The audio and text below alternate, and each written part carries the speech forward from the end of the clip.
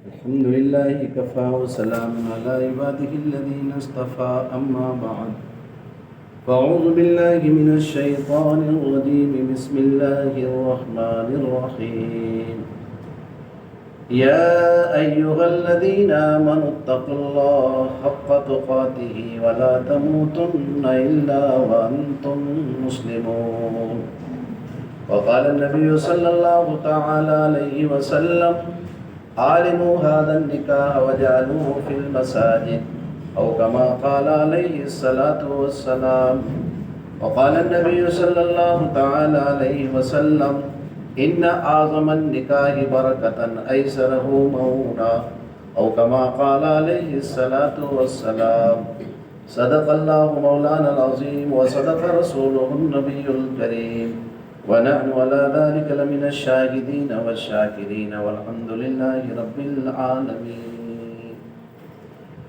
ہوں لاکھوں سلام اس آقا پر دل لاکھوں جس نے جوڑ دیے، ہوں لاکھوں سلام اس آقا پر دل لاکھوں جس نے جوڑ دیے، دنیا کو دیا پیغام سکون، انسانوں کے رخ موڑ دیے۔ اس محسن آدم نے الیاس کیا کیا نہ دیا اس عالم کو، دستور دیا، منشور دیا، کئی راہیں دی، کئی موڑ دیے۔ زباں پر مومنوں کے جب بھی ذکر تاجدار آئے تو لازم ہے نبی کے ساتھ ذکر چار یار آئے۔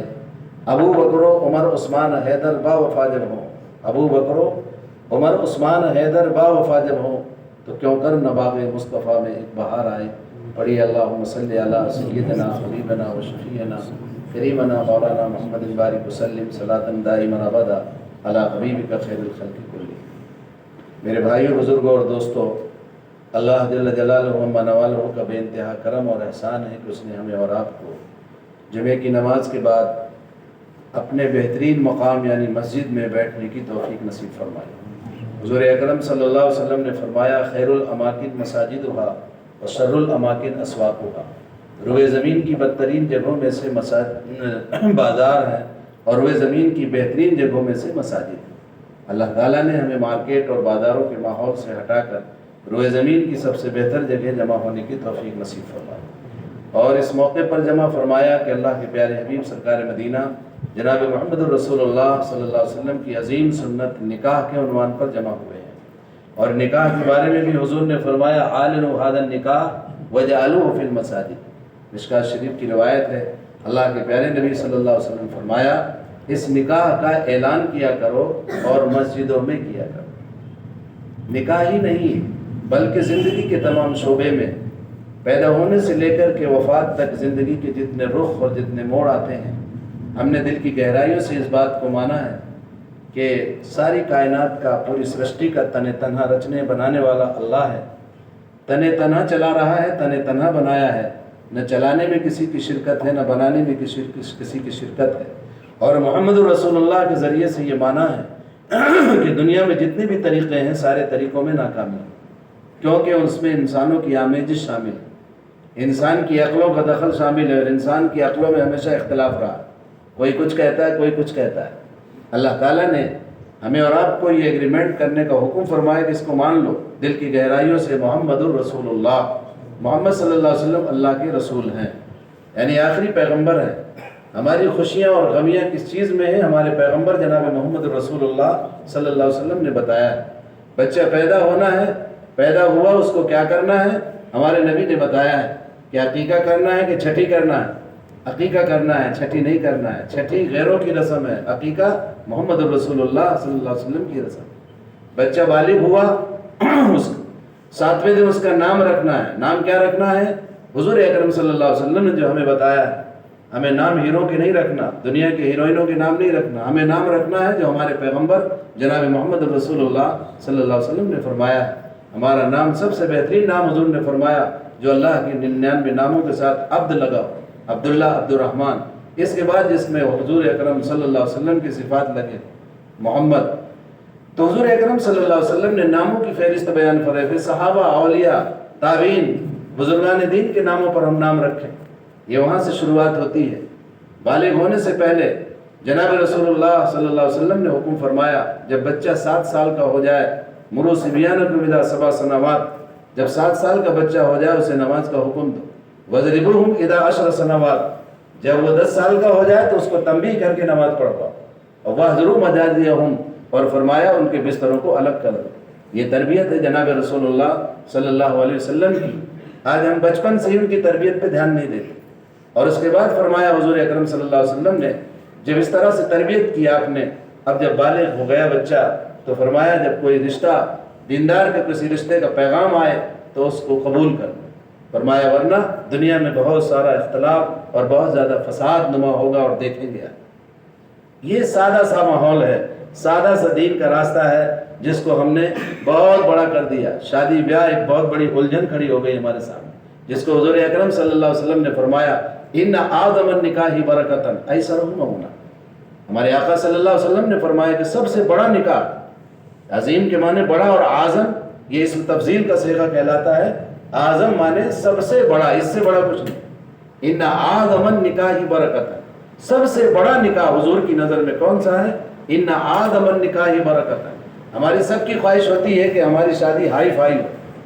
بھائی کریسر والے ہیں تو سوچ رہے ہیں کریسر والوں کے حساب سے ہو، کوئی ڈاکٹر ہے اس کے حساب سے ہو، ہائی فائی شادی۔ یہ کیا غریبوں کی جیسی شادی نہیں، مالدار آدمیوں کی مالدار شادی ہونا چاہیے۔ لیکن قربان جائیے رحمت للعالمین سرکار مدینہ جناب محمد رسول اللہ صلی اللہ علیہ وسلم نے یہ نہیں فرمایا کہ غریبوں میں سے سب سے بڑی شادی۔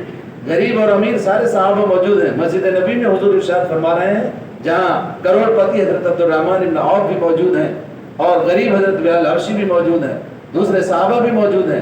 ان اعظم النکاح برکہ، اس مجمع میں حضور فرما رہے ہیں کہ سب سے بڑا تم مالداروں میں سے اور غریبوں میں سے سب سے بڑا نکاح ان اعظم النکاح برکتاً، برکت کے اعتبار سے، برکت کے اعتبار سے سب سے بڑا نکاح ایسرہ مؤونا۔ اس میں بھی ایسر کا لفظ استعمال ہوا، افل کا۔ یہ صیغہ، یہ وزن جو استعمال ہوتا ہے ذاتی کے معنی میں استعمال ہوتا ہے۔ یسر کے معنی آسان، یسیر معنی آسان، لیکن ایسر سب سے زیادہ آسان۔ یعنی ایک تھیوری بتا دی حضور نے، سوچتے ہیں ہم کیسے کریں، کیسے ماحول ایسا ہے، کتنا، یعنی جو جتنا زیادہ آسان نکاح ہوگا اتنی بڑا نکاح ہے۔ اب ایک چیز مل گئی ہم کو، حضور اکرم صلی اللہ علیہ وسلم ایک اصولی بات فرماتے ہیں۔ آپ جوامع الکلم آپ کو عطا کیا گیا، اعطیت الجوامع الکلم، حضور نے فرمایا مجھے جوامع الکلم دیا گیا۔ یعنی جوامع الکلم اس کو کہتے ہیں جو لفظ بہت چھوٹا ہو اور معانی اس کے کثیر ہو، یعنی دریا کو کوزے میں بھر دینا جس کو ہم اپنی مثل میں کہتے ہیں۔ حضور اکرم صلی اللہ علیہ وسلم کا ایک لفظ اس طرح سے موتیوں میں پرویا ہوا ہے اور اس طرح سے معنی خیز ہے کہ جو جیسے دریا کو کوزے میں بھر دینا۔ حضور نے فرمایا سب سے بڑا نکاح اللہ کی نظر میں برکت کے اعتبار سے ایسرہ مؤونا، جو کم سے کم جس میں کل خرچ ہو، مؤونا مانے خرچ، ذمہ داریاں کم سے کم خرچ جس پہ ہو، سب سے بڑا نکاح ہے وہ۔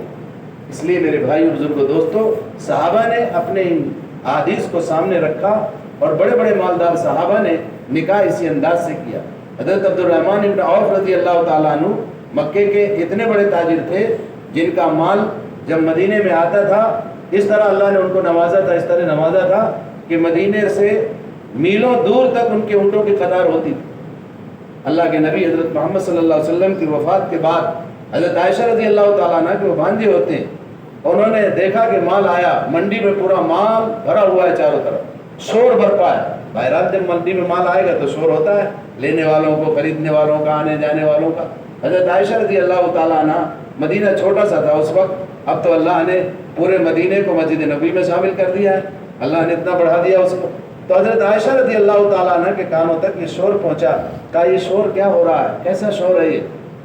امہات المومنین حضرت عائشہ رضی اللہ تعالیٰ عنہ کو بتایا کہ آپ کے بھانجے عبد الرحمن کا مال آیا ہے، منڈی پوری بھری ہوئی ہے، جگہ نہیں ہے، اور یہ بھی اونٹوں کی قطار لگی ہوئی ہے اور اس طرح اسی کا شور ہو رہا ہے۔ حضرت عائشہ رضی اللہ تعالیٰ نے کہا بھری اور کہا عبد الرحمن جنت میں کیسے جائے؟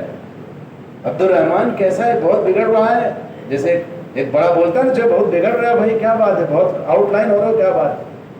کہہ رہے عبد الرحمن کیسے جنت میں جائے گا، بھائی کیا ہو گیا، اس کو اتنا مالدار بن گئے، اس کو اتنی حویث ہو گئی دنیا کی۔ وہ پیغام حضرت عائشہ رضی اللہ تعالیٰ عنہ کا خالہ جان کا حضرت عبد الرحمن بن عوف رضی اللہ تعالیٰ تک پہنچتا ہے۔ حضرت عبد الرحمن نے ہنسے اور کہا اچھا خالہ جان کی یہ فکر ہے، الحمدللہ ہم بدلے نہیں ہیں، نہ مال کی کثرت میں، نہ مال کے جانے میں، نہ آنے میں کوئی فرق نہیں پڑتا، ہمارے دل اللہ کے نبی حضرت محمد صلی اللہ علیہ وسلم کی صحبت سے ایسے بن گئے ہیں کہ نہ مال کے آنے کی خوشی اور نہ جانے کا غم۔ فرمایا آج کا یہ مال سارا کا سارا جو ہدیہ لینے والے ہیں وہ ہدیہ لے جائیں، جو صدقہ لینے والے ہیں وہ صدقہ لے جائیں، غربا کو صدقہ ہے، مالداروں کو ہدیہ ہے، پورا مال صبح سے لے کر شام تک پوری منڈی کا مال ختم کر دیا، کروڑوں اس وقت کی اگر حساب لگایا جائے تو اربوں روپے کا مال تھا، دن بھر میں صدقہ کر دیا، ہدیہ دے دیا، جس کو جو ضرورت تھی لے جائے۔ عبد الرحمن کا مال سب حلال، کل حلال، سب کے لیے حلال۔ اور شام کو یہ خبر بھیجی اور پھر نکل گئے ملک شام کی طرف کہ حضرت عائشہ رضی اللہ تعالیٰ عنہ خالہ جان سے کہنا کہ عبد الرحمن اس طرح جنت میں جائے۔ حضرت عائشہ رضی اللہ تعالیٰ عنہ بہت خوش ہوئی کہ چلو اللہ کا شکر ہے مال ان کے دل میں داخل نہیں ہوا۔ میرے بھائیو بزرگوں دوستوں، صحابہ بھی مالدار تھے، دنیا سے منع نہیں کیا اللہ نے، مال ہے، مال بھی اللہ کی نعمت ہے، اگر کسی کو اللہ نے مال دیا ہے اللہ کی نعمت، لیکن یہ مال ہمارے دلوں میں نہ ہو، یہ مال ہمارے دل کی گہرائیوں میں گھر نہ کر جائے کہ ہم زکوٰۃ بھی ادا کرنے میں سوچے 10 بار۔ آج تو صدقات تو بہت دور کی بات ہے، زکوٰۃ بھی بہت مشکل سے نکلتی ہے، 2.5% بھی نکالنا بڑا مشکل ہوتا ہے، سال سال پر باقی رہتی ہے زکوٰۃ، اور یہ صدقہ دینا، ہدیہ دینا ہے تو بہت دل گردے کی بات ہے۔ اس لیے ہمیں اس کا علاج کرنا چاہیے۔ آج یہ جتنی بھی چیزیں ہیں دنیا میں ہم دیکھ رہے ہیں، جو نکاحوں کے اعتبار سے جو رسومات ہو رہی ہیں، یہ 2 بنیادیں ہیں، اس میں 2 بنیادیں ہیں، یا تو لالچ ہے اور یا تو پھر غلط عقیدت، بدعقیدگی ہے، غلط عقیدہ ہے، الٹی سیدھی چیزیں ہیں ذہن میں کہ بھائی دولہا نکل رہا ہے تو انڈا پھوڑ رہے ہیں، کہ انڈا اس لیے پھوڑ رہے ہیں کہ کہیں تکلیف نہ ہو جائے۔